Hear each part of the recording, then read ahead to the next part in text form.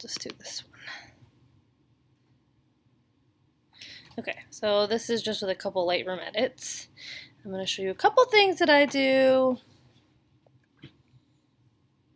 Let's edit a picture. Okay, so I'm not going to do the under eye bags because you know how to do that, but I'm going to do her eyes. So I have a shortcut to run my action fire. It's Shift Command A, and then once it comes up, and it's taking forever, I'm gonna type in the action, which is a coffee shop eye bright. And if you do anything before you run this action, you need to flatten it. So I'll show you how to do that. I'm sure you know how to flatten.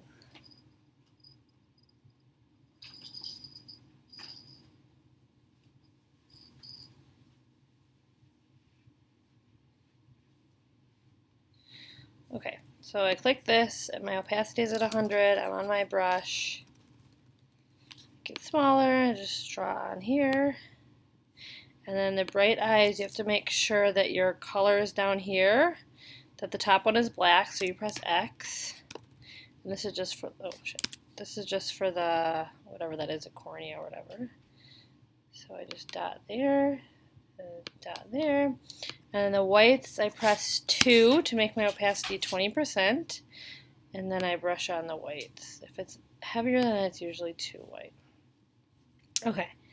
And then I go to my curves, I pull from the middle and bump it up a bit.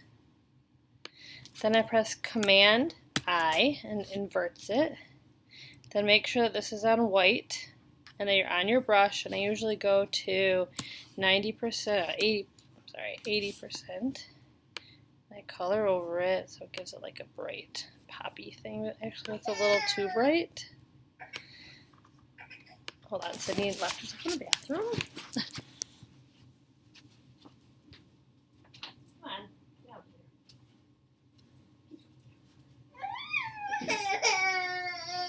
Go play with your toys while I finish this.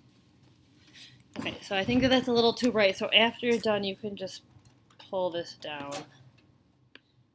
and make it a little less. Okay, so to flatten your image, wait, so first, if you wanted to be able to go back and fix it, you can take a snapshot. So you go into history and press the camera there, and it takes a snapshot so you can see before and after, and then when you go to your snapshot, all of these are there.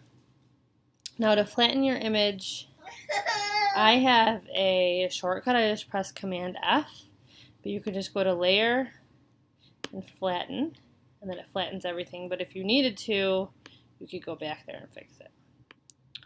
So then I want to run my classic color.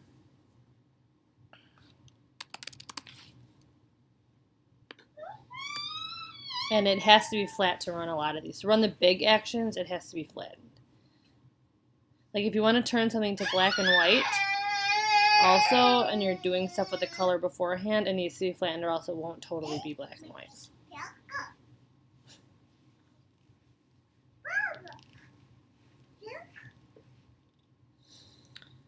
So it's taking forever as usual. Okay, so obviously like there's things that I need to fix there because it's too bright and stuff. But so you can press that arrow and go into there. I usually take off the warmth, I take off the brightening, and I lessen this a little bit. It's a little bright in her face. And then you can run Zing. I like the Zing without flattening it. It's just these really big ones with a lot of different elements to it that have to be, don't press it, they have to be flattened first. Sydney is pressing the keyboard.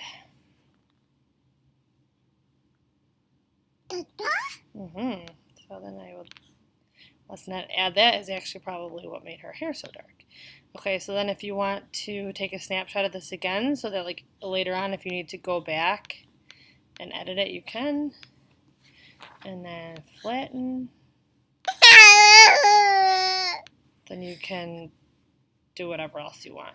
The only problem is that when you take a snapshot, if you have to go back to the snapshot, you have to re-edit whatever you've done afterwards, which is kind of annoying. Okay, let me know if you need any more help.